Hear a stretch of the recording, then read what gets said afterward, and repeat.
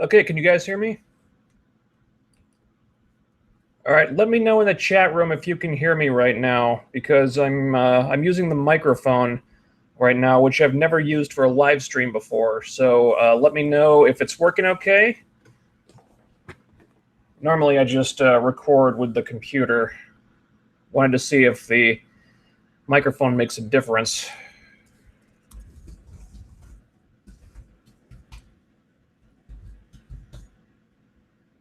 Okay.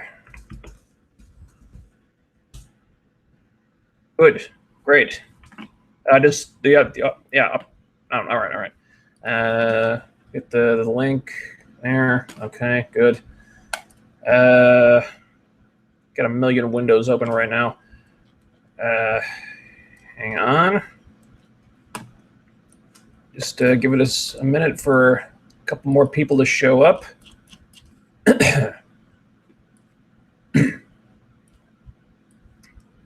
Okay.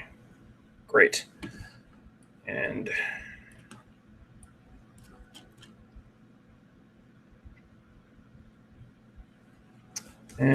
that's all minimized. All right. Okay. Well, hi, everybody. Welcome to, thanks for tuning in. Live stream is back. Welcome to the Stranger Things 3 live stream. And before we do anything, I just have a little disclaimer because people keep asking me about this. The Supergirl reviews are coming. I'm planning to start work on the next one soon, probably this weekend. I don't have a time frame on when you'll see it exactly. Rough estimate for a Supergirl review is about 2 weeks. But it's different for each one depending on the length. That might seem like a long time, but as I keep telling people, they just take a while because they're the most complex kind of videos I do currently. And writing especially takes time because some of the best bits don't come to me until I've just sat on the script and let it gestate for a few days. And I could rush them out in much less time, but they'd suck. And I'm a perfectionist. I'm my own worst critic, so I'd much rather just take my time with them and not sacrifice quality. If you're wondering why I don't put out the Supergirl reviews every 2 weeks, or at least more often than I do, well, there's 2 reasons for that. One, they take a lot of mental energy on my part, and after I make one, I'm a little spent, so I take a break at that point and make some different videos to kind of recharge. And 2, they get claimed very quickly. The last one got claimed within seconds of being uploaded, so I didn't see a dime of ad revenue on that. So they bring in the views, but I'm not getting paid. So as appreciative as I am that people like them, I do need to try to build an audience for different types of videos that the copyright overlords won't pounce on immediately, which is why I've been doing more movie reviews the last couple of weeks. But more Supergirl rants are on the way. You might see a couple other videos before I get the next one out, but they're coming. By the way, if you hear some noise in the background, that's my fan, because I don't have AC in my apartment, so I've got this crappy fan on my desk. So that's what that noise is. Anywho, tonight we're going to be talking about Stranger Things Season 3. Or just Stranger Things 3. They don't say season for some reason. I don't know why. Strange. But yeah, Stranger Things 3, which apparently has broken all kinds of viewership records and gotten more eyeballs on it than the Game of Thrones finale, which is kind of crazy. So congratulations to Netflix on that. So how this works is I will give you guys my thoughts on Season 3, and then I'll talk to the chat room. If you feel like throwing a super chat my way, those comments will get priority, of course, but I'll talk to anyone who's got something interesting to say. Then we'll do Season 4 predictions. So if you have any predictions for Season 4, hold those until the end. Also, I need your guys' help with something. I made 2 different thumbnails for this video, and I can't decide which one to use because I really like them both. So if you guys want to click on that link that I just posted in the chat room, let me know which one you like better. I would appreciate that. All right. Stranger Things 3. let's do this thing. I had a couple issues with the season, mostly in the first half. I think overall, I probably liked seasons 1 and 2 better, but still a great season overall. Thankfully, the bar for Stranger Things is set very high, and by the end, I felt like they had reached it. First off, and this is just me nitpicking here, but there were an unusually large number of continuity errors this season, and some ADR lines that were pretty clumsily added in and very noticeable. Not the kind of thing that the average viewer is going to care about, but I went to film school, and that kind of stuff stands out to me. Also, for the first couple episodes, the soundtrack was out of control. In almost every other scene, they were practically punching you in the face with the song selection, just hammering into you over and over that this is the 80s, this is the 80s, listen to this awesome 80s music. They toned it down eventually, but holy crap, you guys. I mean, it got a little excessive. So nitpicks aside, let's deep dive into this thing. I think a big part of the reason why this season took me longer to excuse me. Son of a bitch. There goes my voice already.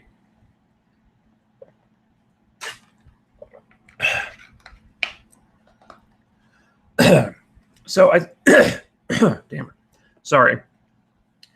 I think a big part of the reason why this season took me longer to get into than the others is, well, there's two parts. The first one is that it takes a while for the story to really get moving. They hit their stride by around the halfway point, but the first 4 episodes are slow and also not as enjoyable because there was some weird filler in there, and they were focusing on characters that I'm not as interested in or have outlived their usefulness in some cases, or were just not as likable as they used to be. For example, Hopper. I'm just going to go through all the characters here. Hopper. Now, I like Hopper, but God bless him, he is grumpy and pissed off this entire season. Now, I know that's kind of his character, but they cranked it up a lot here. And he can only be grumpy and pissed off for so long before I started wanting him to just chill the hell out already. Like, seriously, it got tiresome after a while.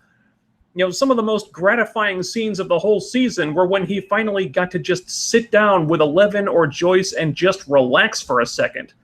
Of course, we didn't get those scenes until the end, and you know, they didn't last very long. And my phone is going off because I said seriously, and it thinks I'm saying Siri. I should have put that in the desk or something. Anyway, never mind. Mike. Now, I know I don't know about you guys, but I found Mike to be a lot more likable before his hormones kicked in. Frankly, Mike was kind of an asshole for most of the season. And again, I know that's the story. He's acting like moody teenagers act. But I thought they took it a little too far. Like after Dustin got home and Mike just could not wait to ditch him and go off with 11. Wow, I guess bros before hoes isn't a thing in 1985, you little shit. That was a dick move. You know, he comes around by the end, but Mike was bugging me for a lot of this season. There's this subplot at the beginning with Mrs. Wheeler and Billy that really felt like filler. I don't even know why that was in there, to be honest. It doesn't really lead to anything either. It just starts and then stops, and then nothing comes of it. I guess it was supposed to say something about Billy's mommy issues, but that barely came into play until the very end of the season. So I kind of felt like they didn't really need that, and they probably could have cut it out without really losing anything.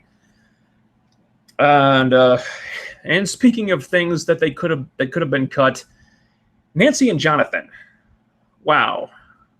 First couple episodes, they spend a lot of time with Nancy and Jonathan, or maybe it just felt like a lot of time, of them interning at the local newspaper, and Nancy being fed up with her chauvinistic asshole coworkers who don't listen to her, don't let her do anything important, and why should they? She's a fucking intern.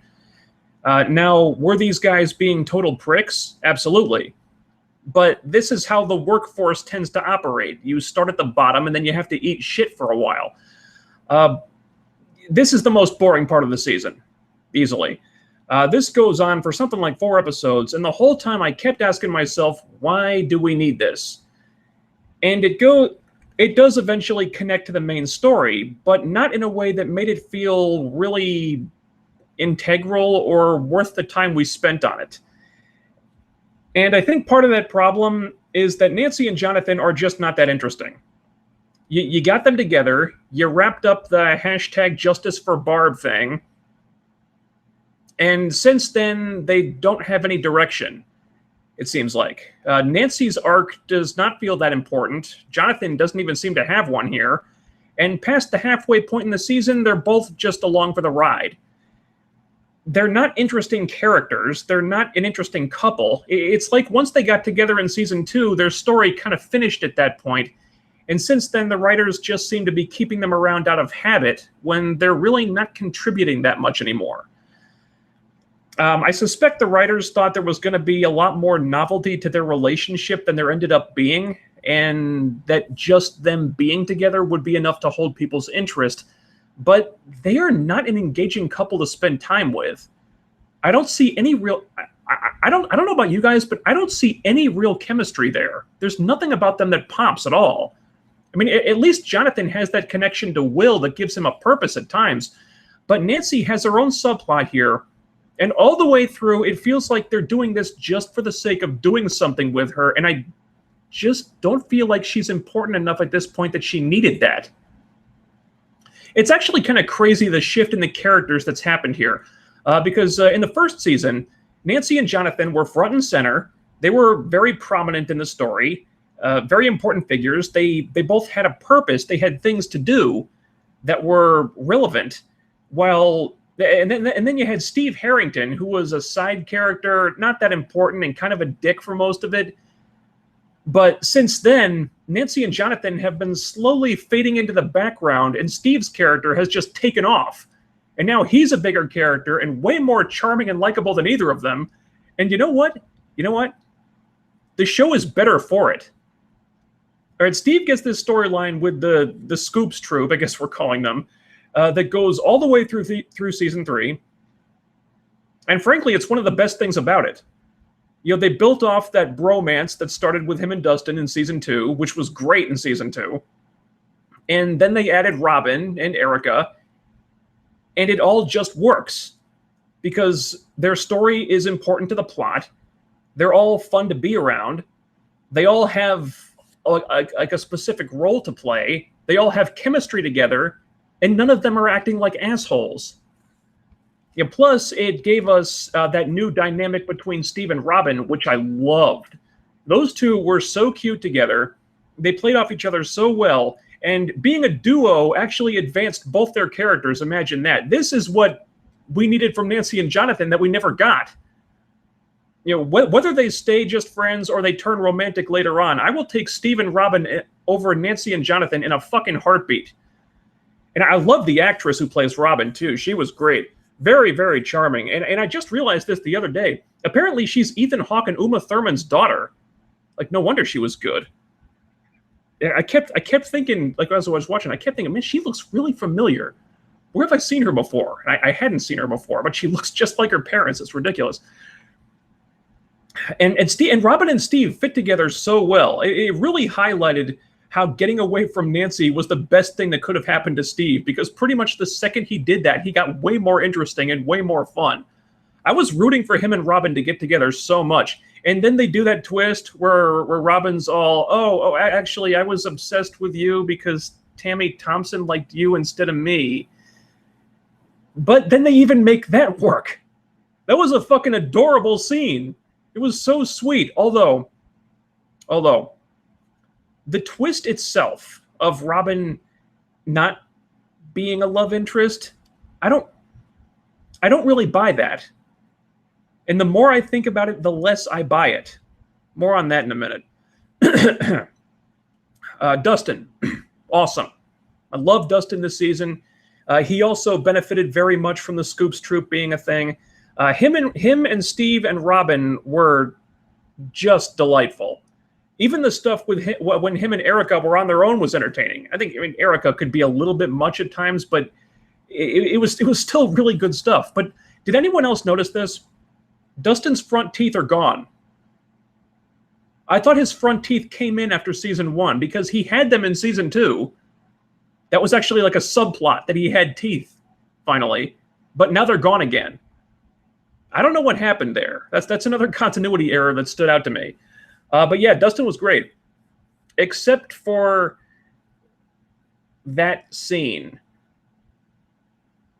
You know the one. Everyone else seemed to love it. I didn't.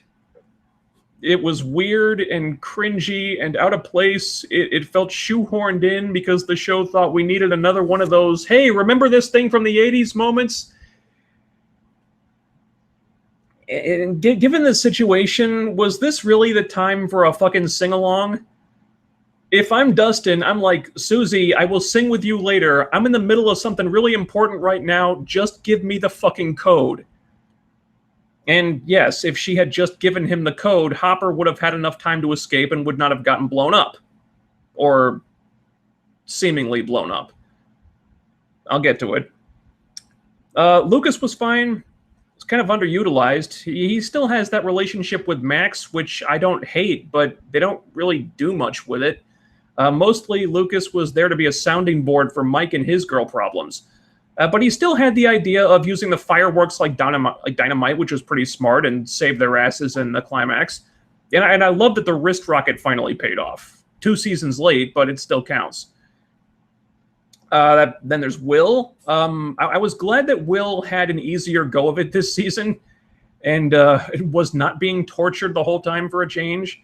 That in itself was very refreshing. And I thought his development was interesting too. I did see the hint that he might be gay. Personally, I didn't necessarily interpret it like that. I saw it as him being like emotionally stalled in adolescence due to all the trauma he'd been through and trying to hang on to that innocent time of his life that was that is unfortunately gone now. I think his mentality was, look, can I just have one night to just play D&D with my friends and just forget about how my life is a never-ending, like, living nightmare? Can I just do that? And then he didn't really get it, which kind of sucks for Will. But if they want to follow through on that hint, if they want to reveal that he's gay in season 4, I think it would make sense. Just let the poor kid get a better haircut, for the love of God. 11 was great. She remains one of the best characters. I think she should probably be a little bit more verbose at this point because she's been around people for a year or two now. I mean, she should have a better grasp on the language stuff. The stuff with Mike was annoying at first, but I really enjoyed her being gal pals with Max. Weirdly enough, that's probably the closest 11 has come to getting out of her shell, was the stuff with Max. Give her more scenes like that. And her powers leveling up so much is pretty crazy. I do wonder if she's maybe getting a little too powerful. She can do so much stuff now that she might become a Deus Ex Machina if that continues. But they do point out that her powers are not limitless, and using them too much probably isn't good for her, and I like that. That could be an ominous tease for the future, where maybe she overexerts herself and then bad things happen. Millie Bobby Brown continues to absolutely kill this role. Joyce was fine. No real problems there. She's another one who's just kind of going where the story takes her. But unlike Nancy and Jonathan, she doesn't become annoying in the process. And the development that she did get still felt like it mattered, ultimately. Now, the main story, again, took a little while to get moving, partly because of the filler in the first few episodes with the Nancy Jonathan stuff, and partly because it hinged on Billy, who was my least favorite thing about Season 2. Doc Ray Montgomery does a great job with the role, but the character just never did anything for me. I didn't know why he was there in Season 2. It felt like you think, well, maybe he's going to be a villain, but he's not a villain, at least not like the doctors in Season 1 who were after 11 were villains. Not the same way. No, he's he's just there to be an asshole to the other characters. And okay, they reveal that he's being abused by his father, and that made me more sympathetic to him, but I still didn't know why he was there. And then season 3 happened, and okay, all right, but still. Now, they did try to flesh him out somewhat, on the back half at least, but I could have used more of that. And even though he does get that redemptive moment at the end, it came pretty late in the game, and maybe would have worked better if there had been more scenes throughout the season that humanized him, or showed him struggling against the Mind Flayer's influence or something, but there really weren't. And he ended up feeling not as developed as he could have been.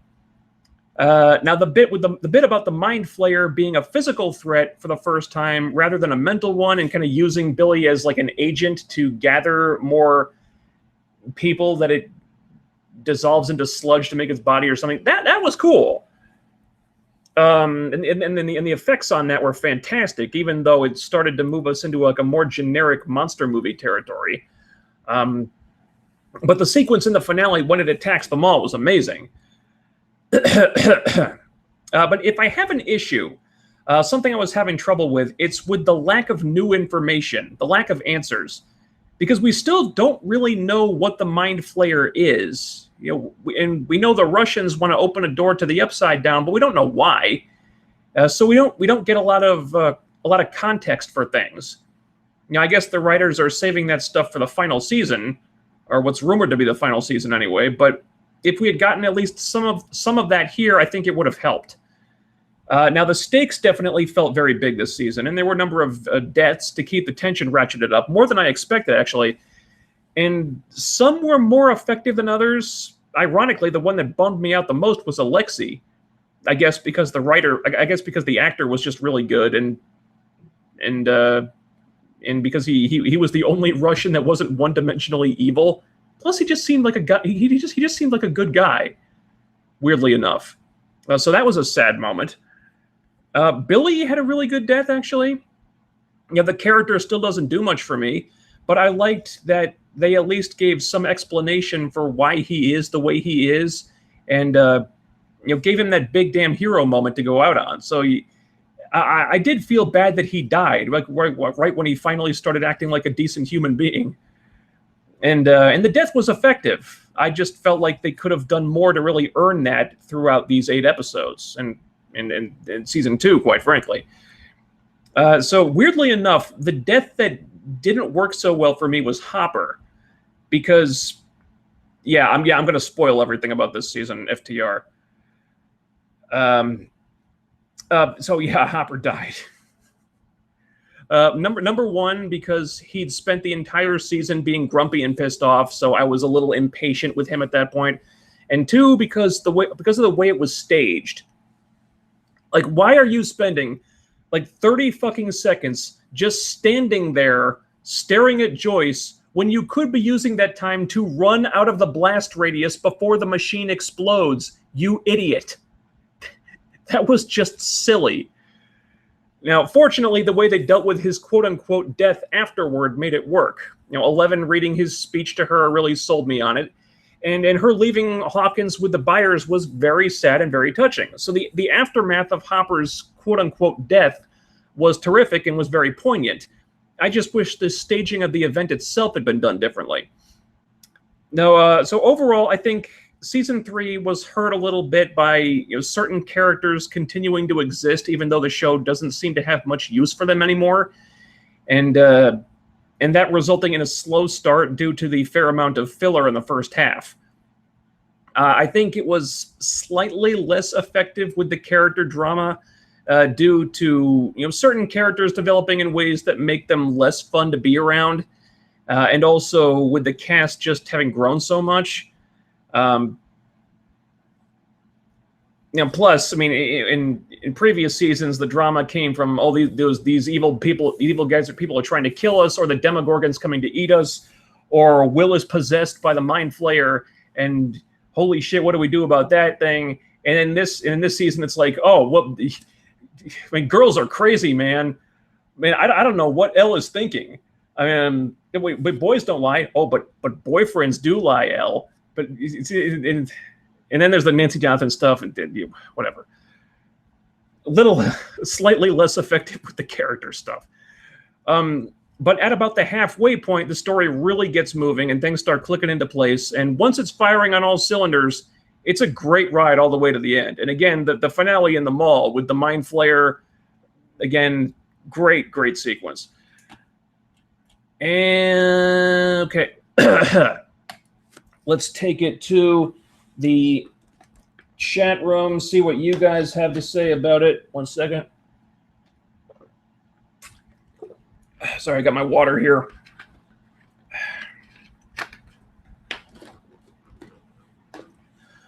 All right.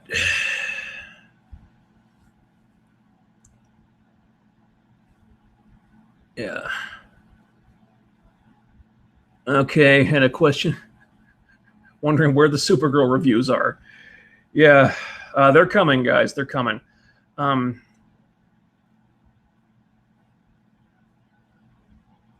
Do you have direct contact with the fans? Any plans for doing so? Not really. I mean, if you're talking about like going to conventions and stuff, no. I think you have to be invited or booked to those things. I don't think I'm at that level yet. Not nearly. If you have any questions, I guess you can ask me about it on Twitter. I usually try to respond to most of those. But if you're asking, like, if I met with people in person, no, not yet. Maybe at some point, but I haven't gotten there yet. Just started watching me in the last 3 weeks. Oh, thanks for tuning in. Let's see.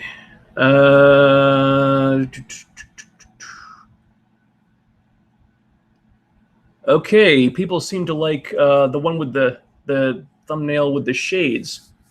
Really, not a lot of love for the other one. Weird. I kind of thought that one was better. All right, well, whatever. What do you think about Millie Bobby Brown joining the cast of The Eternals? Yeah, okay, well, you haven't heard about this. Apparently, there's a rumor that Marvel is casting Millie Bobby Brown in the Eternals movie. I think it's strange. And I'm kind of bummed out about it because now that would, if she was cast in the Eternals, that would mean that she can't be cast as Kitty Pryde when the X-Men joined the MCU, which I thought was like just a complete no-brainer casting choice. Because I mean, if you asked me who would you cast as Kitty Pryde, Millie Bobby Brown. There you go. She's age appropriate. She's a great actress. She looks like Kitty Pryde. I mean, I don't see how you could get better than that. I know little to nothing about the Eternals. If they cast her in a role, I'm sure she'll do well with it, but I don't really know anything about the property, honestly. Have you seen Jeremy John's season 3 review? No, I have not yet.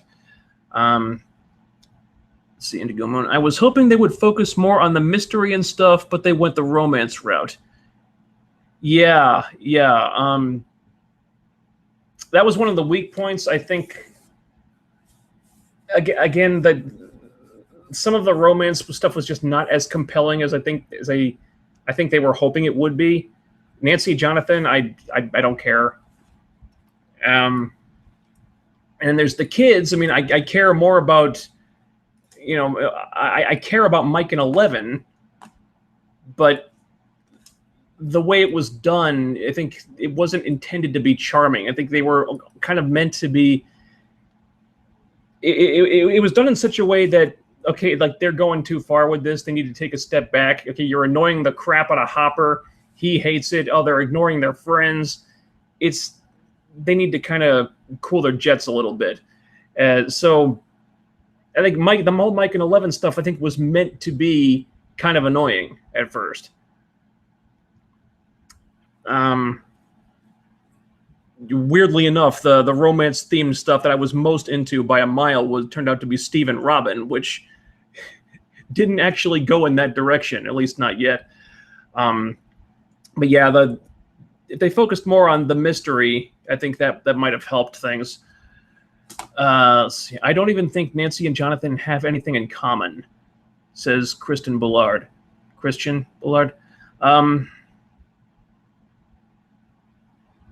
That's a good point.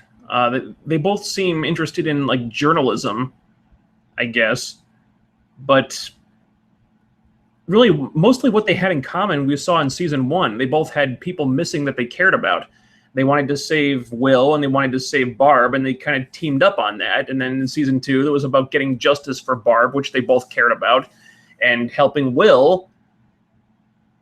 But now those things are kind of resolved, and they don't have anything like to kind of tie them together, and except their relationship. And turns out their relationship is not really that interesting or compelling. So, yeah, and yet it's still there, and I don't know why. Let's see. One of the writers said that they didn't mean to make it sound like Will is gay. Huh. Well, some people did get that impression. I know the actor said that it's kind of left up to interpretation, and people can think what they want about it. I think they could take it in that direction if they so chose, and it would make sense. I didn't really see it that way, but other people could if they wanted to. I don't think they've done anything to contradict it. Will's haircut was the worst thing to ever happen to him. Yeah, the Mind Flayer is a distant second. May he rest in Slurpee. Yeah, poor Alexei. Russian Terminator's death was cool too. Oh, that's true. Yeah. Oh, yeah, that's another 80s reference I didn't really pick up on. Guess they were doing kind of a Schwarzenegger thing with him. Where they shot the Billy flashback stuff reminded me of Bullseye and Daredevil. Yeah, the Bullseye bottle episode. I never really thought about that, but yeah, you're kind of right. What happened to your other account?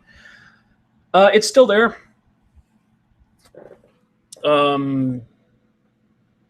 S Gene. No, my other accounts, it's still there. I haven't. I was just burnt. For those of you who don't know, I have this other account where I would talk about pro wrestling, kind of exclusively, and I kind of got burned out on the wrestling stuff. I still watch it. I still enjoy it. I still follow it, but I kind of needed a break because my life kind of changed a while back, and I kind of needed to change with it, I guess. Plus, I was kind of starting to feel like I was just spinning my wheels, and the channel wasn't progressing or growing. If anything, it was regressing. So I just thought, well, I'm not getting anywhere with this. Maybe I should just try something else. And honestly, I'm glad I did, because I felt refreshed when I got to start talking about things that didn't frustrate me quite so much. Not counting the Supergirl reviews, but that's just fun to roast. With pro wrestling, I was like trying to actively dissect everything and try to figure out why certain things were happening, or why would you do this? It's so stupid. And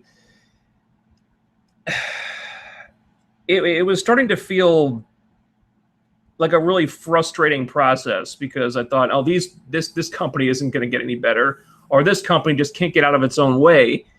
And I just needed a break from all of it.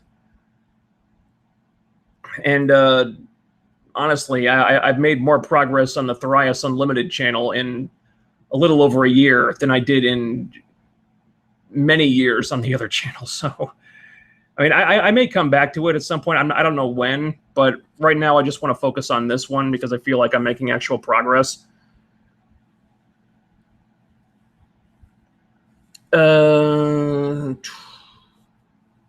Wonder where the buyers are moving to. Yeah, they didn't mention where. Huh. I kind of doubt they're moving too far away. Your reviews of Impact Wrestling were gloriously hilarious.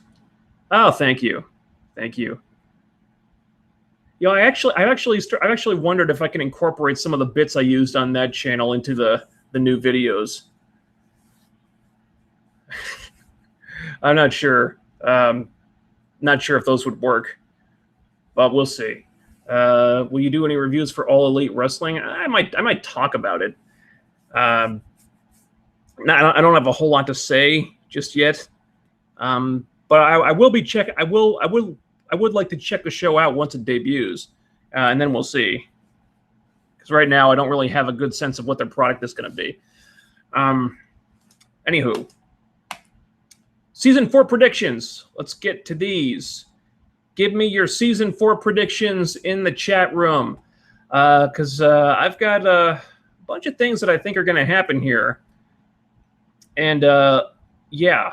So I'll do these one at a time, and then let's see what you guys think about it, and then we'll see what your predictions are. Prediction number one: Hopper is not dead. He's not.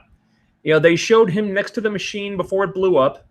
Then they cut to Joyce flipping the switch. Then they cut back to the machine exploding, and Hopper was not there.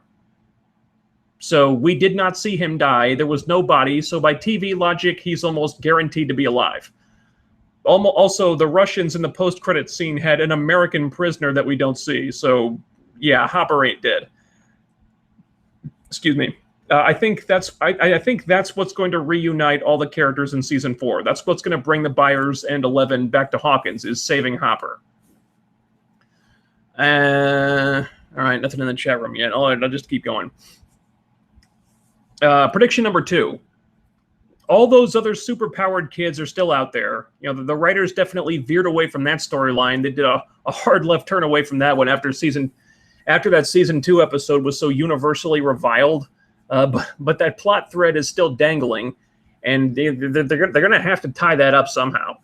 So maybe the Russians have been experimenting with the demodogs from the Upside Down that they procured through the gate that they apparently managed to open, and maybe they get out of control, and the Russians decide that these powered kids like 11 are their best chance of controlling these things. Maybe they use Hopper as bait to lure 11 back to Hawkins. I'm probably reaching on that one, but I think everyone coming together to save Hopper will be a big part of this last season.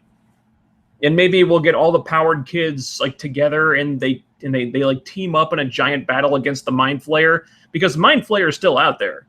You know, the one that attacked the mall, that was just the piece of it that possessed Will in season 2. You know, the rest of it is still in the Upside Down, and still really pissed off. You know, and apparently there's a new gateway opening now. So thanks, Russians. So that's going to have to come to a head. All right, Christian Blard. I was hoping Hopper was going to be a prisoner at the end credit scene. Oh, I'm sure he was. I'm sure that was him they were referring to. I don't know who else it would be. And prediction 11, we'll find out she has a lost sibling. Possibly. I think if she had a brother or sister, we probably would have found out last season. That would have been a weird thing to leave out when she found her aunt. Anyway, I don't know why the aunt wouldn't have mentioned something like that. I don't know. Maybe she would have a half sister or something. I don't know. But I guess it could happen. It would be cool if she had some more family out there that wasn't nuts or anything. Okay. All right. Next prediction. Steve and Robin will become a couple. Now, I'm not 100% sure. I'm like 60-40 on this one. But the writers were definitely teasing that a lot. And then there was the swerve where Robin reveals that she's LGBT, and if she likes girls, okay, fine. But I feel like the possibility of Steve and Robin becoming romantic is still on the table, because several of their scenes just felt too romantically coded for that to have all been a fake out. I'm sorry. Like the hand-holding scene, Or the one where they're tied to the chairs, and she was talking about how he was in high school, and the look on her face when she remembered the breakfast he had every morning. You're telling me there's nothing romantic there? Come on. I just don't believe it. Or if there was nothing intended to be romantic about that, then I think the actress was directed to play that up too much. But then the scene at the end in the video store where the manager asks, well, what's in it for you? You got a thing for this guy? And she says that Steve is her friend, but the way she says it is like kind of ambiguous, like she's not really sure how to classify him exactly. Now, I have no doubt that they're going to stick with Robin being LGBT, but I think in season 4, there's going to be another twist where she decides that she's bisexual. And the writers definitely left that door open. And that's, yeah, because if you recall, they never specified exactly what her orientation is, like what team she's playing for. Yeah, that was kept a bit vague. And if anything, it was hinted more strongly that she was bi. Now, a lot of the reviewers and bloggers and shill media out there have latched onto this and just decided that she's a lesbian. But she never said that. She never said that she wasn't attracted to boys, just that there was this girl that she was into. And she did say that she really liked Steve, but that she was afraid that he wouldn't accept her if he knew that she also liked girls, because, you know, that's a pretty taboo thing in the 1980s. But turns out he very much did accept her. You know, it didn't bother him. So he passed that test. He didn't make an issue out of it. He didn't make it a problem for her. So, you know, he still wanted to be her friend. Excuse me. He still wanted to be her friend, and it honestly, it was one of the most adorable scenes of the whole season. So the groundwork for a romance has definitely been laid there. And then at the end, you know, they're job hunting together, applying at the same place. Clearly they want to still be around each other, and that story is going to continue. I could be wrong, but I feel like those two are going to become romantic in the final season. Now, maybe Robin is in the figuring things out phase right now, and she'll test the waters with a girl to see what it feels like, and Steve will be supportive of it. Maybe Tammy Thompson comes into the video store and tries to flirt with Steve about a movie or something, and he's like, hey, you know, you should talk to Robin. She knows all about that stuff. She can help you out. Like he tries to grease the wheels for Robin and set them up, basically. And, you know, then some stuff happens, and Robin decides that, well, yeah, this is nice, and I definitely still like girls. But why do I keep thinking about Dingus over there? Yeah, there's nothing wrong with her being openly bi and just choosing to roll with a dude, you know? I mean, you can have your cake and eat it too in that situation. All right, chat room. With Netflix liking to kill shows after 3 seasons, is there a chance that Stranger Things doesn't come back? I would say there is virtually no chance that Stranger Things does not come back. The Save Me One. Did you hear in the beginning of the review? I mentioned this. More people want Stranger Things season 3 has broken all kinds of records for the Netflix metrics. Apparently, more people have watched Stranger Things season 3 than watched the Game of Thrones season finale, both when it aired and pirated versions. So Stranger Things is one of their biggest hits. Now, I think other shows, like the Marvel Netflix shows, for example, were being canceled around season 2 and 3. But Netflix doesn't own those shows. That was a political move, 100%. Because they wanted to just end those, because by airing those shows, they were also indirectly helping Disney, which is a competitor for them now in the streaming market, because Disney has the rights to like the Marvel Netflix characters. So and Netflix for a while now has been wanting to focus more on their original content. So obviously they're going to put more focus on the shows that they own the rights to. Because a lot of these other shows that they don't own are going to be leaving the platform. Like I heard the other day, they're losing Friends, they're losing The Office, because, you know, those are going to I guess, whatever NBC's streaming service is going to be, because everyone's going to have one pretty soon. But yes, no, Stranger Things is one of their biggest in-house hits. There's no way that show doesn't come back.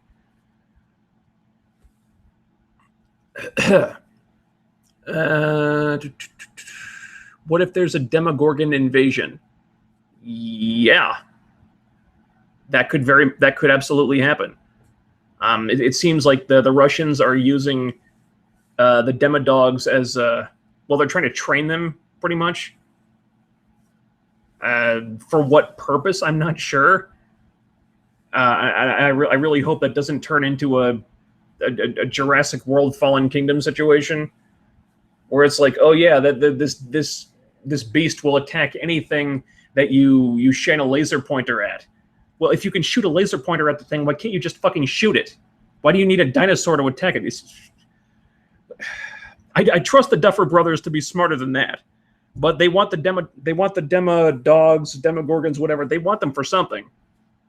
And so, could there be an all-out invasion of Hawkins, of these creatures in season 4? Possibly. I could absolutely see that. I bet 11 won't have her powers until the last episode. Why not? Seems strange. I mean, I know she was kind of, her battery was empty at this by the end of this season, but you know, it'll come back. 11 will do a Goku move at the Mind Flayer.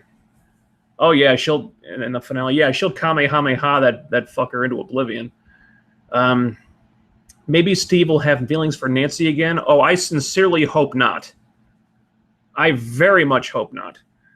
And I don't think he will. I mean, yeah, I saw that scene in the bathroom. They brought that up, and you know, Robin's like, you still in love with Nancy?" He's like, "Nah, not really." At this point, I think Steve knows that Nancy was not right for him, or they weren't right for each other. And frankly, I mean, him going back to Nancy would just be regressing, because I mean, they were not a great couple either. And I don't want Steve to go back to Nancy, because he's been way more fun since he got away from her.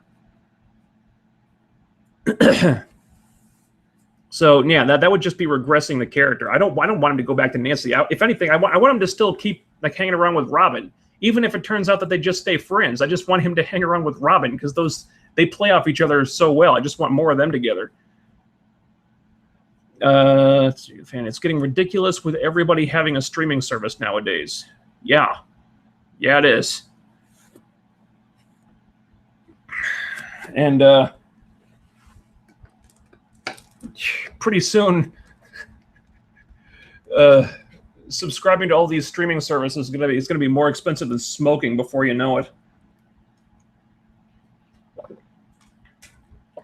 Thankfully, I don't smoke.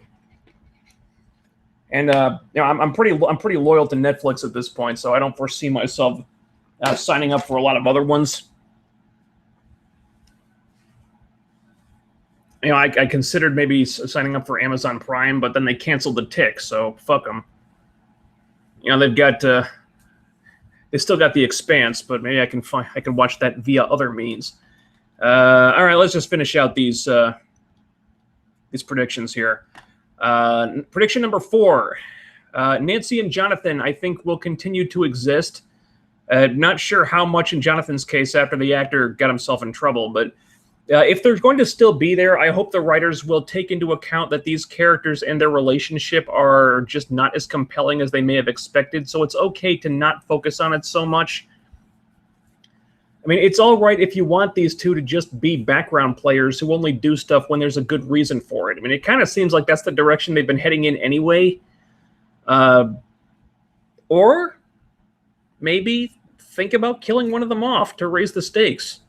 You know, the story seems mostly done with them, but they do have those connections to Will and Mike, and a death would definitely spur them on if it were done right.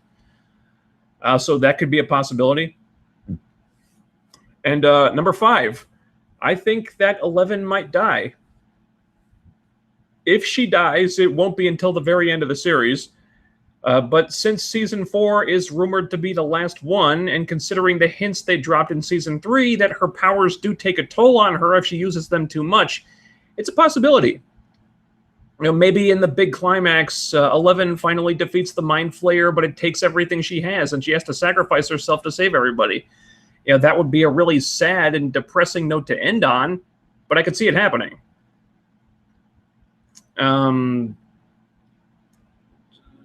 Yeah, and then that leads me to season prediction number 6, which is my last one. I think the final season may end with everybody leaving Hawkins. I mean, let's face it, this town can only go to shit so many times before everyone starts thinking, damn, maybe we should get the hell out of here. I've got 2 endings in my head right now. Either everybody leaves, or a much happier ending where all the characters sit down to play D&D together. So the show ends the same way it started. But now everybody's grown and they've gone through hell together, and now like they're all like one big family. And now it's not just the 3 nerds. No, it's not just the 4 nerds playing D&D in the Mike's basement. It's like everybody, like all the kids, all the adult characters, they all get together to play D&D. And I think either ending would work depending on how the last season turns out, and how high the body count is. I think I'd probably prefer the D&D one, but we'll see.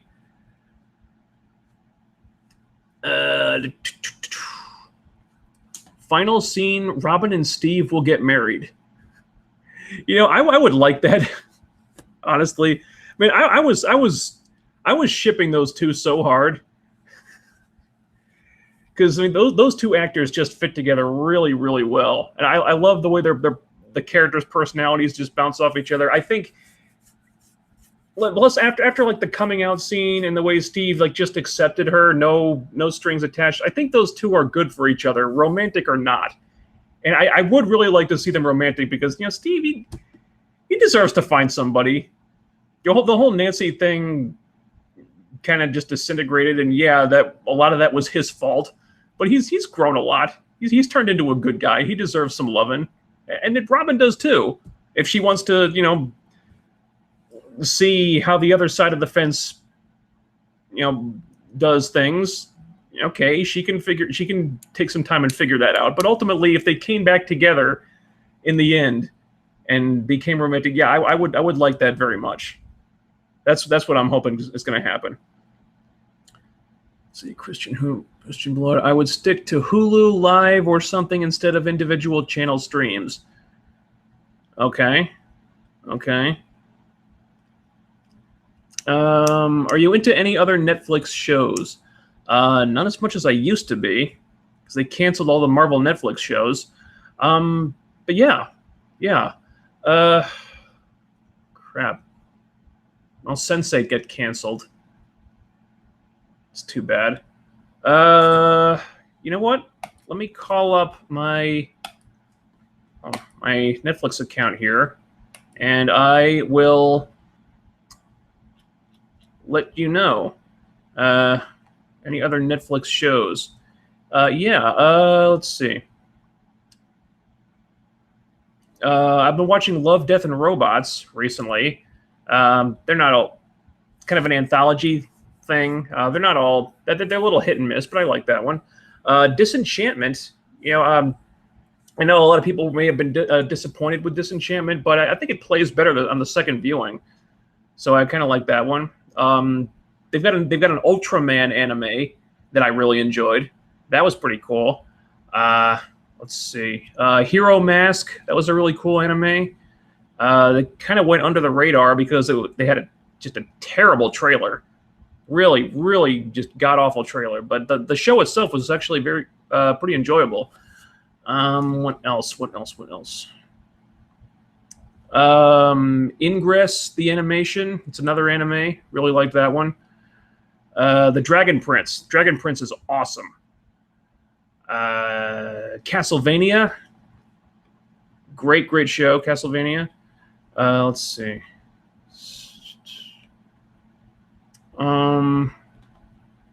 See, a lot of these are movies. Glow is very good.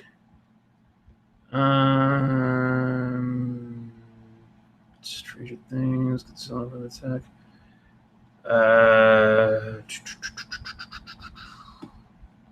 Troll Hunters. Troll Hunters is great. Let's see. Movies. I do have a lot of anime in here, actually.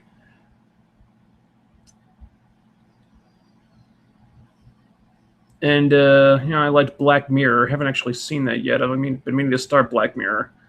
And yeah, those are some of the series I've been watching on Netflix. Got a lot of good stuff on there. Let's see. 11 was supposed to die in season 1 because the writers didn't think there'd be another season. Was she? Is that a thing? Are you just joking, or did they actually say that? Oh well, if that was the plan originally, then wow, my 11 will die theory just shot to the top of the list. That just became a lot more likely. The cast is too big to keep track of everyone now. You're not wrong. You're not wrong. I think streamlining things would help a lot. I think part of the problems with this season were because there were just so many characters that needed things to do. And you don't have to service all these people. If you have no use for some of them, you can just let them go away. Let's say, like in season 4, you can just say that Nancy and Jonathan are off at college now, and that's why they're not around. And that'll free up some time. You don't really need Mrs. Wheeler doesn't really need a subplot, so you can get rid of that. And right there, you've freed up a lot of time. Now it's just the core it's just the core cast, and Joyce and presumably Hopper, who may just be like locked in a Russian cell for a good chunk of season 4. So he may not have a huge role, assuming he's alive.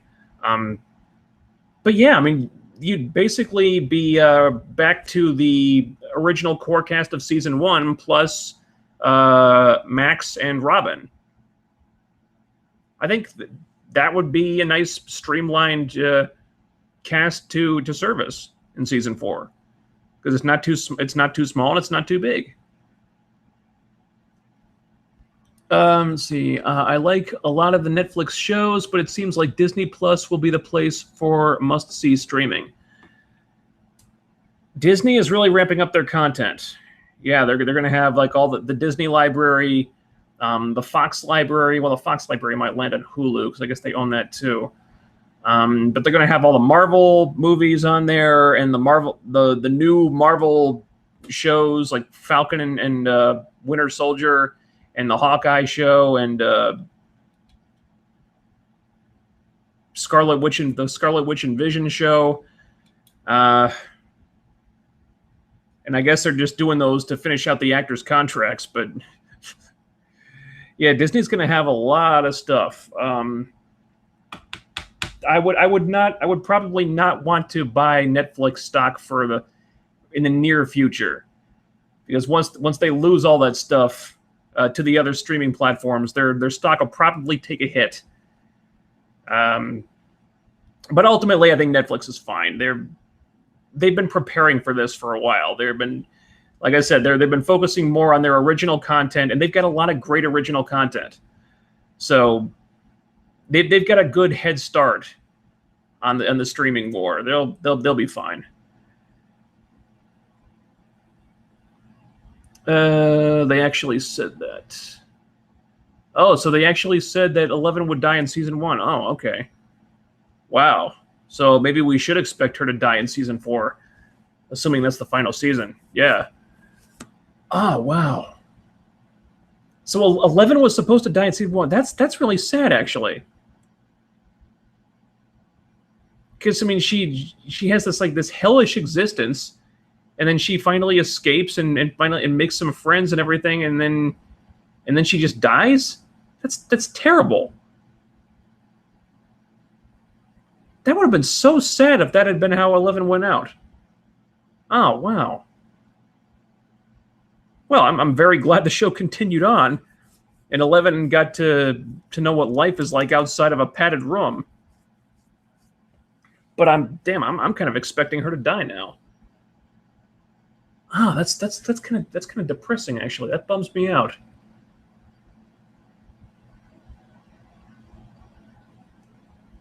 Oh, all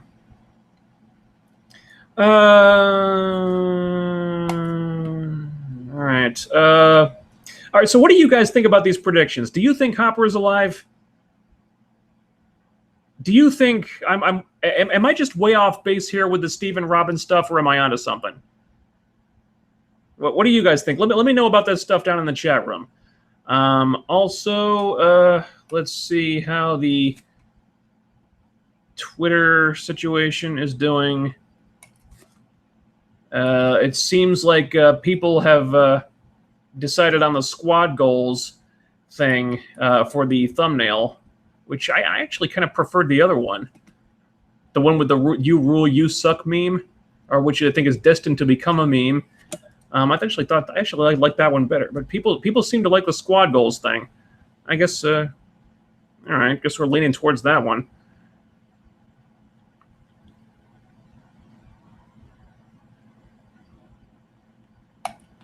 Huh.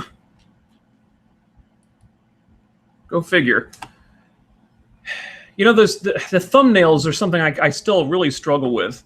I have very little eye for design when it comes to that. So I know the thumbnails need to be eye catching, but it's something I still have a lot of problems with. So I'm very unsure of myself when it comes to making thumbnails. I think I've gotten better at it, but I feel like I'm still behind the 8 ball on that stuff.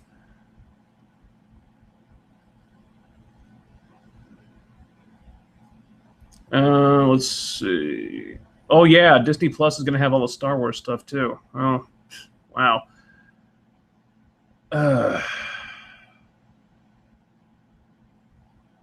Star Wars. Still a touchy subject. Still a touchy subject. I can't believe how not excited I am for Episode 9. God damn you, Rian Johnson.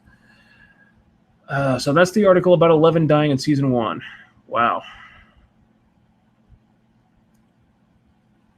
I feel like the Stephen Robin idea might be reaching.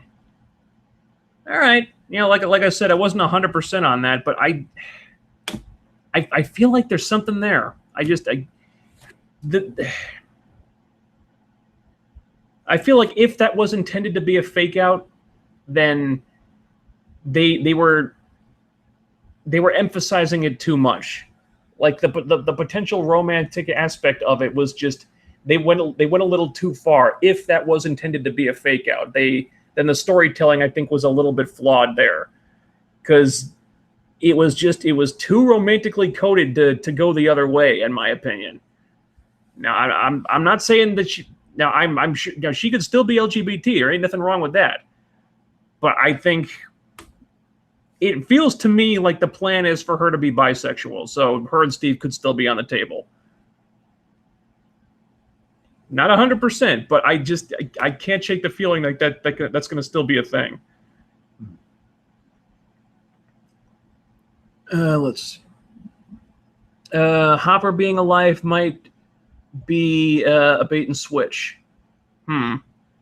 Okay. All right. I don't think so, because we never saw him die, but whatever. If that was a bait and switch, who do you think the American is that the Russians have locked up in the post-credits scene? Who do you think that is? Because if it's not Hopper, I don't know who the hell else it could be.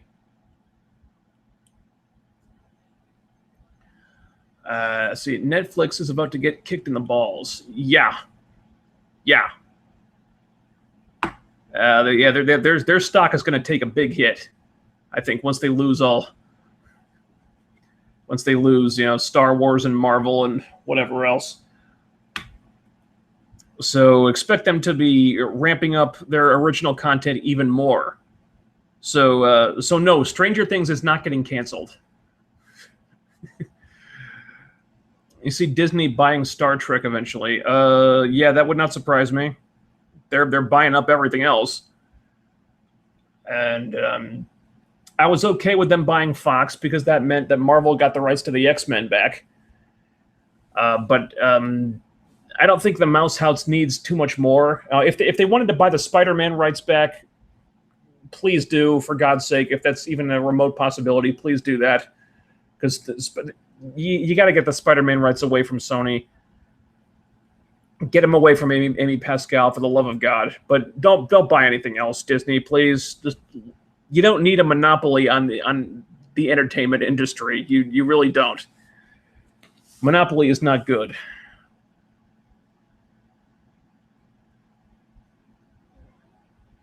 The American could be Brenner. Could be, but didn't he? Didn't the American soldiers find him at the end? I'm pretty sure they did. Yeah, I think the Americans found him.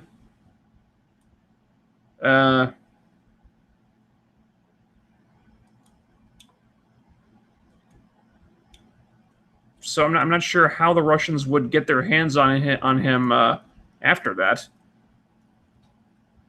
unless Brenner's decides to work for the government, go undercover or something. I don't know. I suppose it's possible, but I don't. If it's not Hopper, I'm not sure who else it could be, really.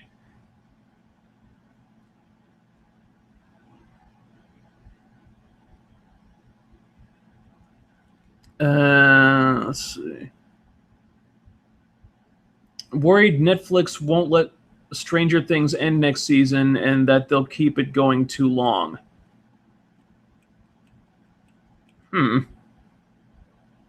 Well, I suppose that would depend how long the actors are contracted for. I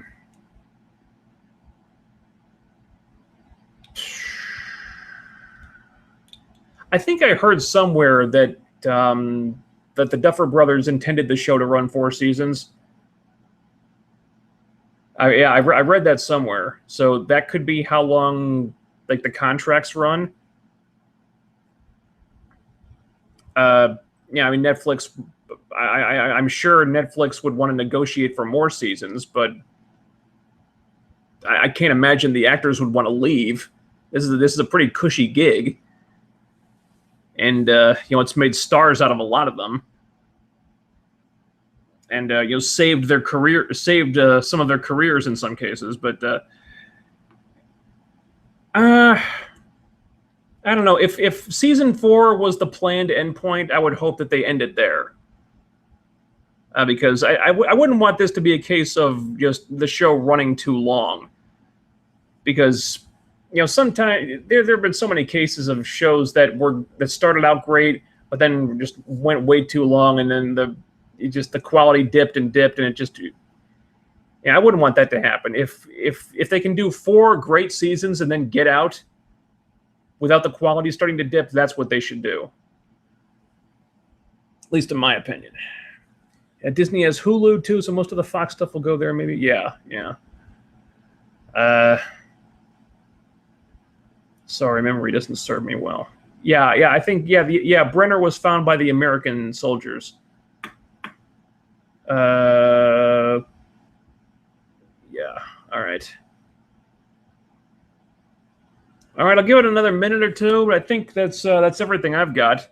In case you guys have anything else you want to talk about. Let's check the Twitter machine. All right, nothing really going on there. Yeah, Supernatural was only supposed to run a few seasons, and now look how many seasons there are. Well, yeah, the original showrunner had a 5-year plan, and so he did 5 years, and then I think he left at that point, and now they're in like season 15. I don't know how many showrunners they've had since then. God, I haven't. I've never really watched Supernatural.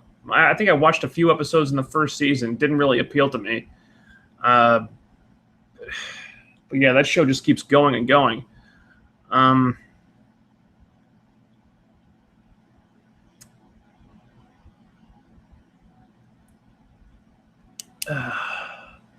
The never-ending story scene was horrible, but they'll probably do something like that again since everybody loved it. Oh, Lordy.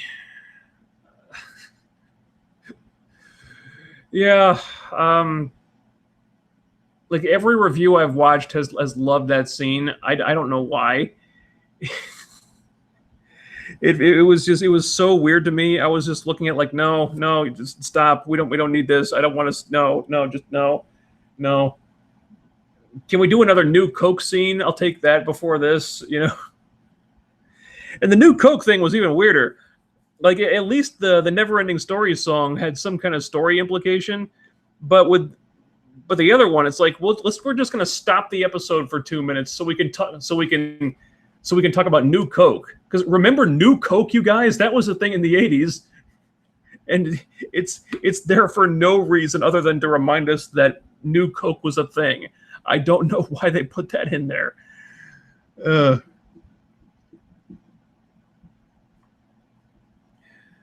See, the actor who plays Mike is really good. I loved him in it. Oh, yeah. Finn Wolfhard is a great actor. I just... I wasn't really loving Mike in season 3, but that's not his fault. I mean, he acted great. It's just that my issue was just with the character. But yeah, he's really good. I think he's going to be in Ghostbusters 3, actually. Yeah, I think he just got cast in that recently. Yeah. So yeah, he's doing well for himself. Let's see. I think I remember the Duffer Brothers saying that 4 seasons was too short, 5 was too long, so we might get a slightly larger season 4. All right. So yeah, that's cool. I could. That sounds good to me. So maybe we get like, So maybe instead of maybe 2 more seasons of 8 episodes apiece, we could get 1 with maybe 12 episodes. That'd be fine. I think.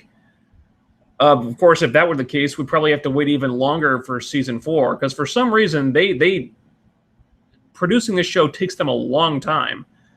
Because these seasons have only been 8 episodes apiece, but it feels like isn't there like a year and a half wait in between each one? That feels like a long time. I'm not sure why that takes them so long. I mean, it's not like these things are incredibly like super elaborate productions. They're not making Game of Thrones here, where like one battle sequence takes 3 months to shoot.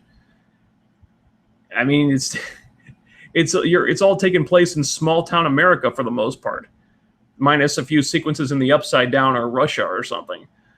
So yeah, I'm not really sure why the show takes so long for them to put out, but again, it's a quality thing. Maybe they want to just take their time and make sure they do it right. I can't fault them for that.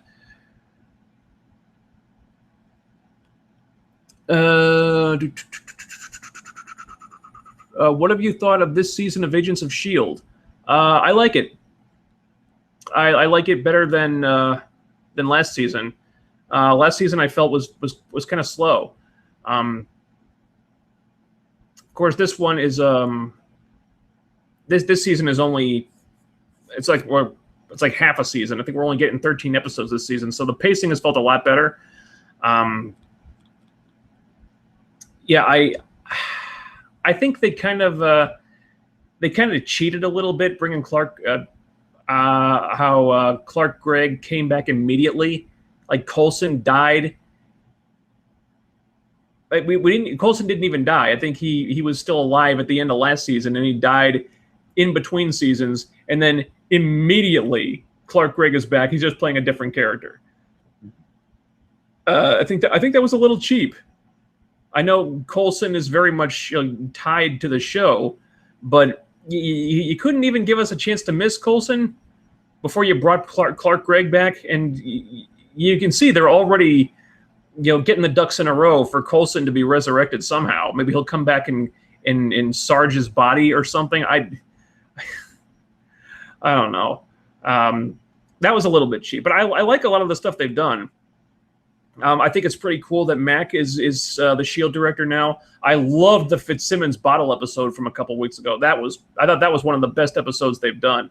That was great. So yeah, I like a lot of the stuff they've done. I think they've either have an increased budget since over last season, or they're just making better use of the bucks they have. Because last season you could tell their budget had been slashed. So there were like less action scenes and more conversations in dark hallways and that type of stuff. This season it feels like they have more money because yeah, also the pacing's a lot better, and yeah, I'm liking this season a lot so far. See, will you be watching the spin-offs to Game of Thrones? I will. I will certainly check it out. I think they've reduced it to one spin-off. Yeah, I'll watch it. I think George R.R. Martin is involved in it, so yeah. I Game of Thrones may have stumbled a lot in the final season, but I still love the property. I'll still watch I'll still watch it, absolutely. What 80s throwbacks do you want to see in season 4? Voltron. Did you really have to ask? Also, Transformers. Voltron and Transformers, those are the big ones. Let's see, the wait doesn't matter if it's quality, my friend. Well, yeah, that's... Yeah, I know. I mean, the wait sucks, but if we have to wait longer for it to be good, that's what's most important. That's the mentality I try to keep with the Supergirl reviews. Yeah, they take a long time to put out, but I think hopefully the wait is worth it, because those are the videos that I put the most amount of work into. They're the ones that take me the longest to make. I spend the longest time writing and editing those, but ultimately I think it pays off.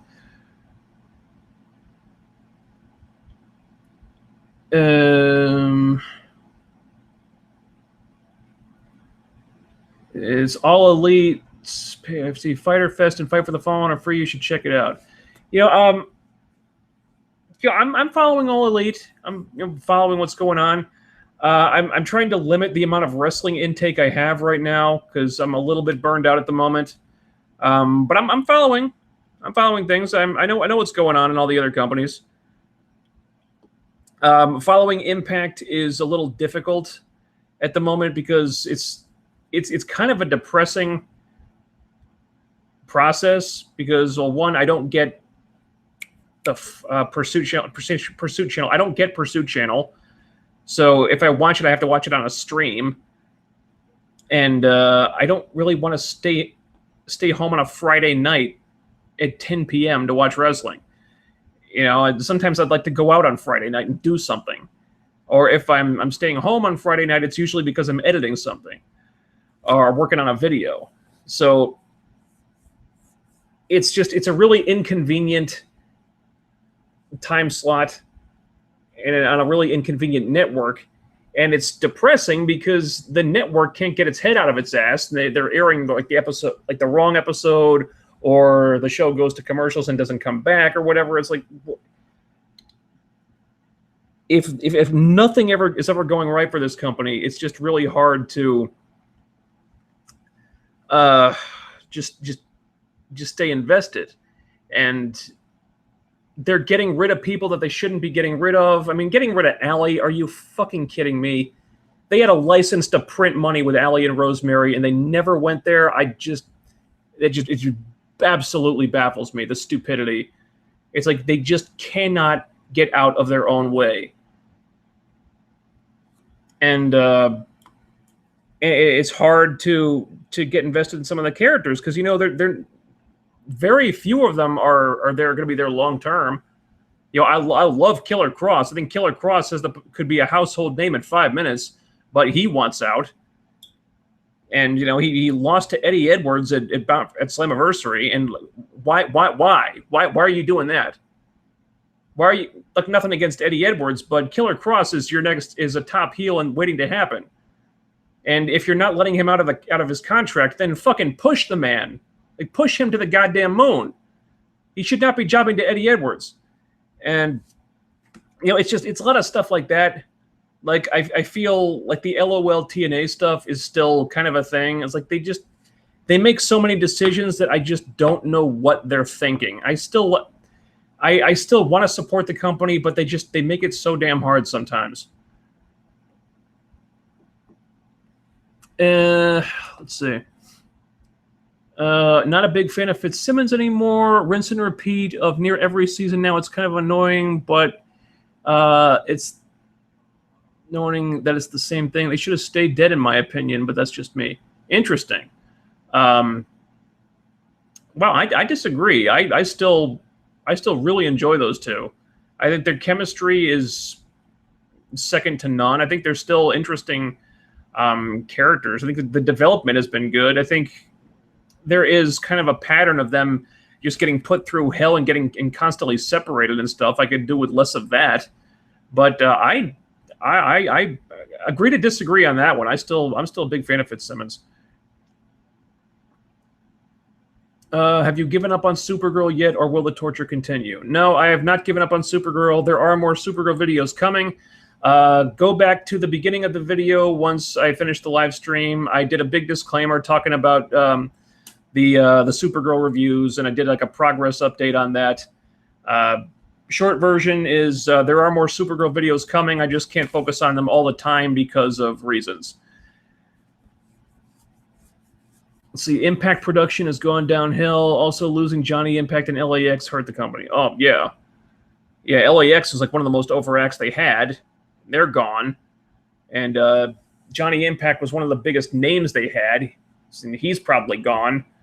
And it kind of hurts to watch. Because they've cut every corner on the production they can possibly cut. The show looks cheap as hell. And I don't like the approach they've taken. And Impact Dude, if you've listened to the Heelcast podcast, I haven't been on there in a long time, but if you've been listening to that, you know, he talks about this. The show right now, they're trying to be. He says they're trying to be Ring of Honor light, and I think he's only half right on that. I think they're trying to be a combination of Ring of Honor light and Lucha Underground light. And that's where all that Undead Realm nonsense comes from, which I think is stupid. This Undead Realm thing. You know what the Undead Realm stuff reminds me of? This was years ago, WWE, when DX, Triple H and Shawn Michaels went under the ring, and they entered a different dimension that was populated entirely by midgets or little people. Excuse me. I guess that's the PC what the used word for them now. Yeah, so they're in this other dimension where that's populated entirely by little people, and they're put on trial by a jury, a judge and jury of little people, and it was the dumbest fucking thing you've ever seen. I feel like the Undead Realm stuff is like the hard PG-13 version of that.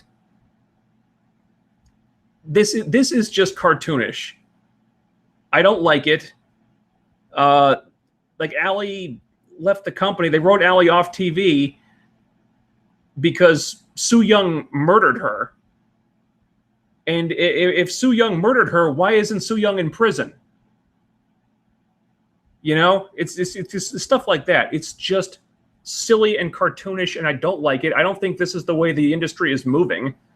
Like, I mean, just read the fucking room. I don't think your average wrestling fan wants to see this cartoony stuff anymore. You know, wrestling is going in a more serious direction. Why do you think AEW is getting so big so fast? Because that's the direction they're taking. So doesn't it make sense that you'd want to go more in that direction? Now, I love Rosemary. She's one of my favorite performers, and she excels at that type of stuff. But you tweak the character. You know, when she wasn't doing this, you know, cartoony Undead Realm stuff when she debuted with the Decay, you can go back to a portrayal like that. I mean, she was still a darker, you know, twisted, insane character, but she just wasn't doing all this magical Undertaker type shit. You know, just cool it with the magic powers and the other dimensional and stuff and all the Undead Realm crap, and just make her a dark, twisted, insane character. Sue Young, same thing. just ditch the Undead Realm crap, go in a more serious direction, give us some more storylines, and think about your damn production. Because I forget when this was. They did, it was back when Sami Callihan was feuding with Rich Swann, and they did an angle where Swann was injured. He was in the hospital, and Sami came to see him. And it's my phone again. And the pre-tape starts with the camera just pointing at Rich Swann as he's in a hospital bed asleep. And then Sami walks into the frame. So you're telling me that you set up a camera, you set up a TV camera in Rich Swann's hospital room to film him sleeping. Because that's the way it's staged. And it's just little details like that just seem completely lost on them. Because any producer who knows anything would tell you that the way to produce that and present that pre-tape would have been for Sami to have a camera following him as he walks through the hospital and into Rich Swann's room. That's how that should have been presented. That feels real. Because when you have the camera just pointing at Rich Swann sleeping, it looks completely staged and completely fake. And I can't even take it seriously. The suspension of disbelief goes out the window. It's things like that. How the production is just scaled down and to a point where they don't even think about these things anymore. It's just little details that just go right over their heads. You know, they're not thinking about this like a TV show, and I don't know why. I don't know why, but it's just things like that just really bother me about the product right now. It makes it really hard to stay invested. Okay. Now, a bunch of new comments here. Let's see. I can see Dustin doing a MacGyver fix.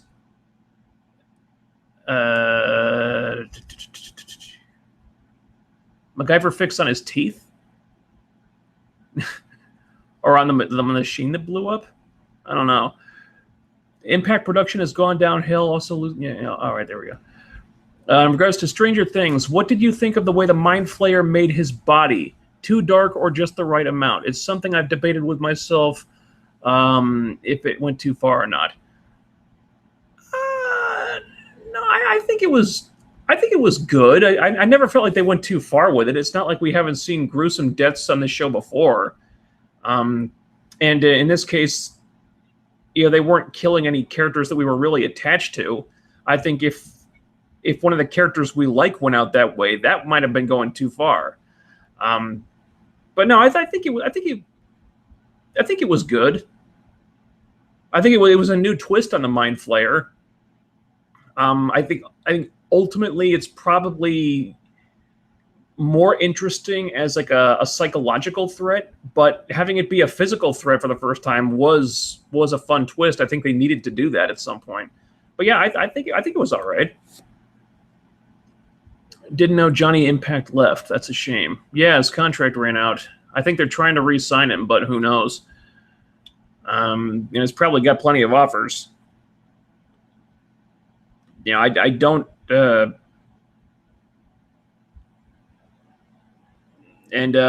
should probably try to re-sign him, because if he goes, Taya probably goes with him. And she's their women's champion, their knockouts champion right now. So they kind of need to keep those two, like any name value they can get their hands on right now. Bully Ray is helping creative with ROH now, so it has more stories than Impact right now. Does it? Jeez, I don't know. I haven't been watching ROH. And the intergender matches on Impact are turning some people off.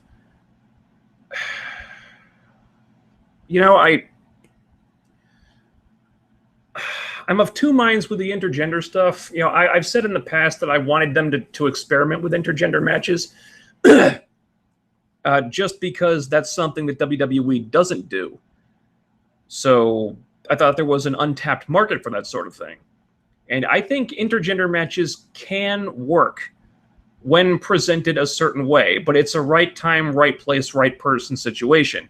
You can't just do them for no reason, or just do them with any performers, because not everybody can pull it off.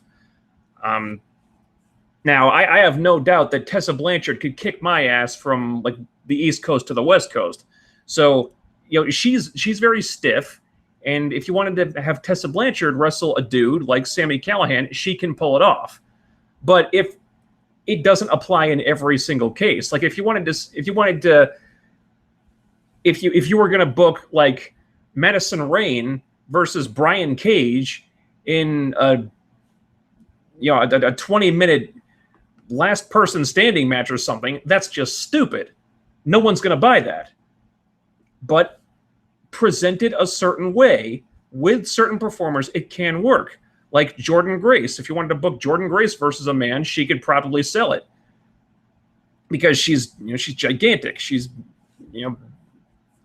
probably 150 pounds of solid muscle. She can sell that. Tessa Blanchard can sell it.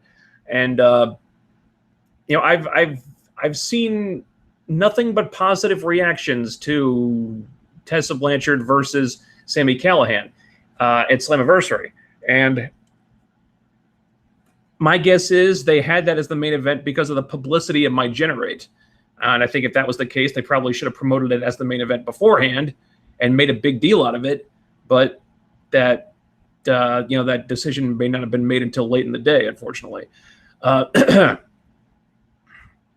I think the intergender stuff needs to be done in moderation, because you're kind of on a slippery slope with that, because once someone like a Tessa Blanchard starts beating men regularly, you can't just put her back in there with the women and have them be competitive with her, because it's not believable anymore. Like Tessa Blanchard beats a bunch of men, and then she has a match with Madison Rayne and she loses. That's not going to work.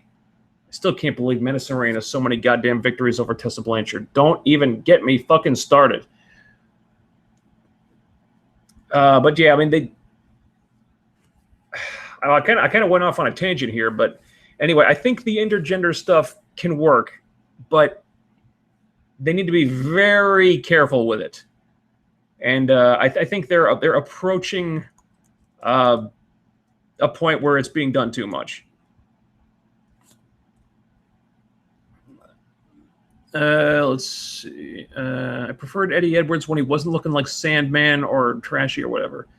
Yeah, this whole Crazy Eddie thing, I don't know. I'm not a fan of it. It's like they're trying to turn Eddie into Tommy Dreamer or something, and I don't know why. Why can't we just leave the ECW thing and stuff in the past, for crying out loud? Do you think AEW is going to hurt Impact more than it has now? Yeah. I think if AEW hurts anybody, it's gonna be Impact, because now there's another company that has the financial resources to go to compete, or at least put the fear of God in WWE. So now there's another company that can make big offers and attract big talent, and it's just going to make it that much more difficult for Impact to hold on to anybody.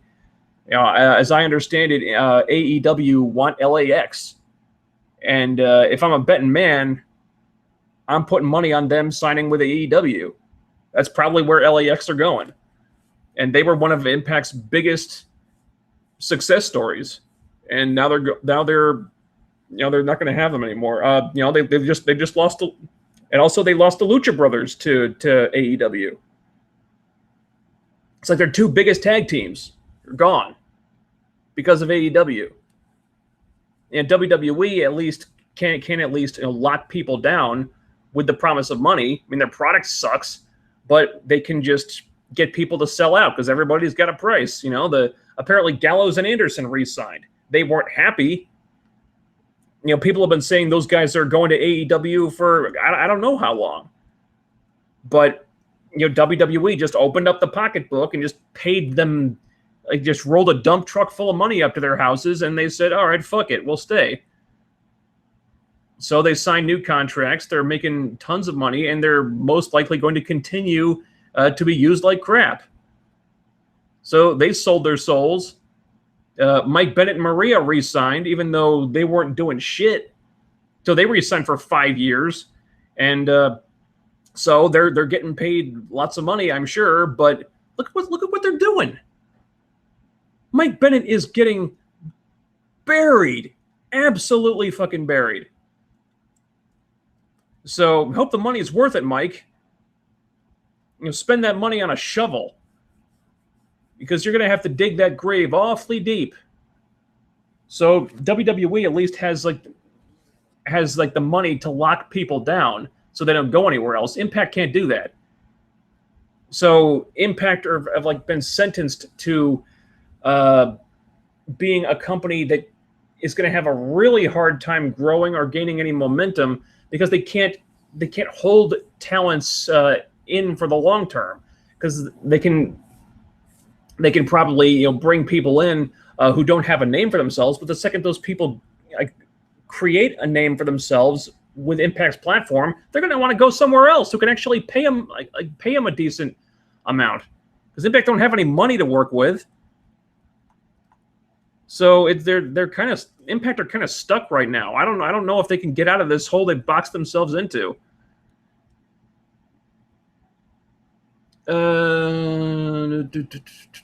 Impact becoming ECW 2.0 with all the ECW guys coming in, including Rhino. Yeah. Ugh.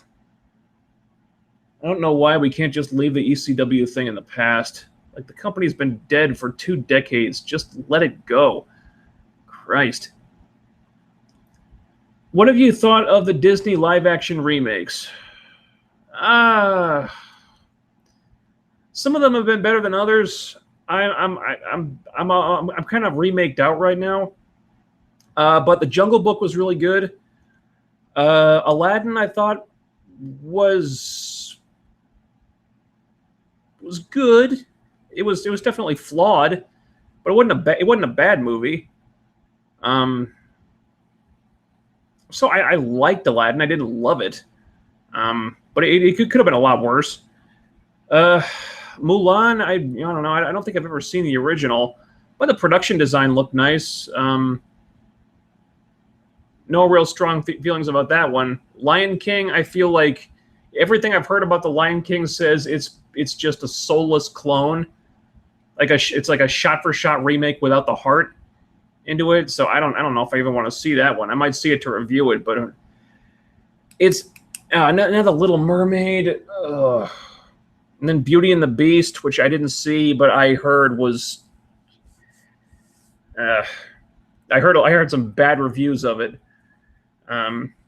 So whatever. I mean, so we're at this point where Disney is just remaking all their classics instead of making original stuff, which I guess they think will make more money. Which I don't know why they're even worried about that at this point, because they own like half of Hollywood, and they're not going anywhere. So I wish they would try to do more original things, because this. I mean, if you're just remaking a remake and a remake and a remake, everything's getting remade now. Like, there's so few original properties out there. That's why stuff like Stranger Things is so special, because it's an original property, an original story with original characters. And it sucks that shows like that are becoming kind of a rarity now. It's just really depressing.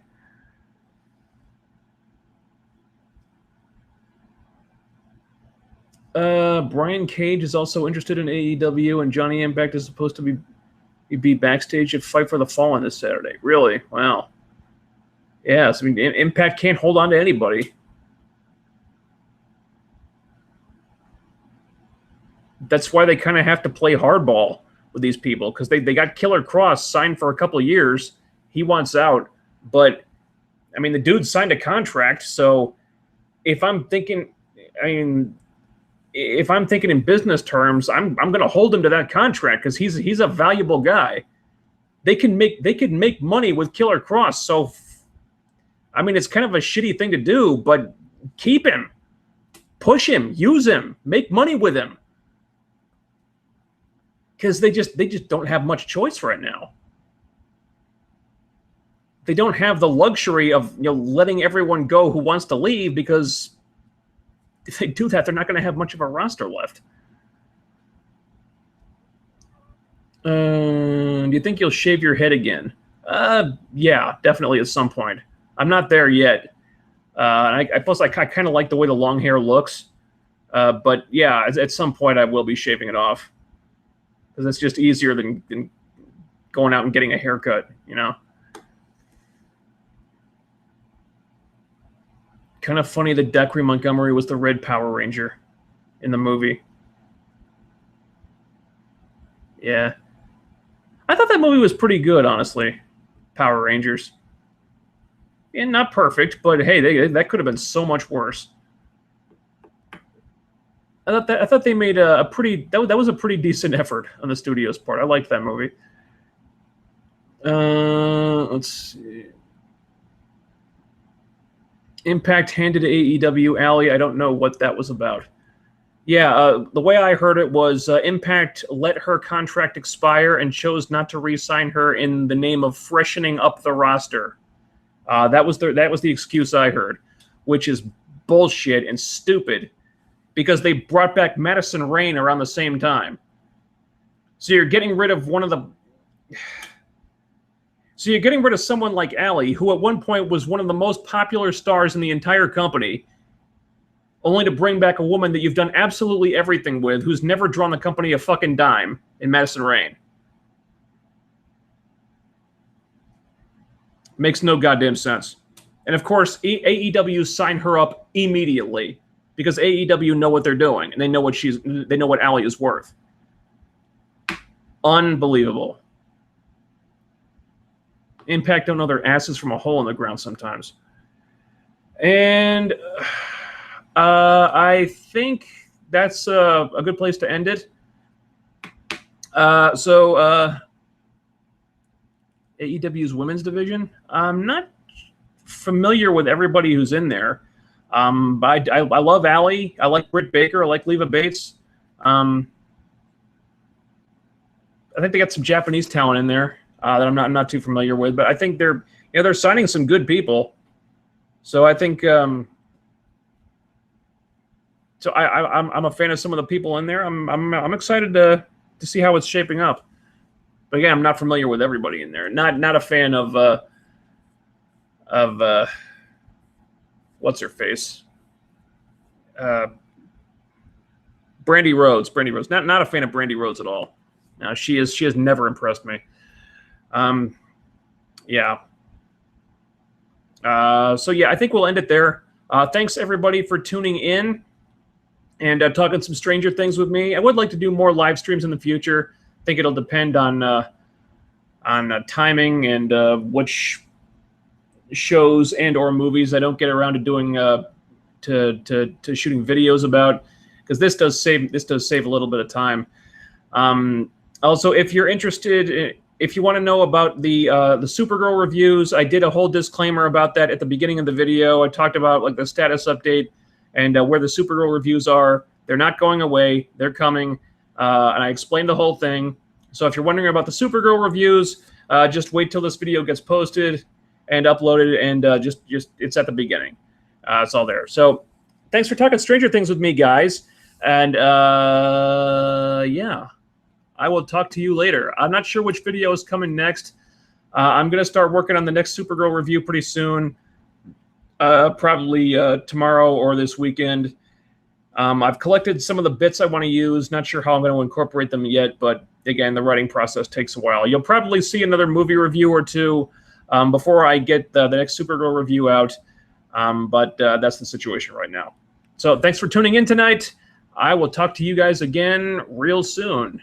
See you later.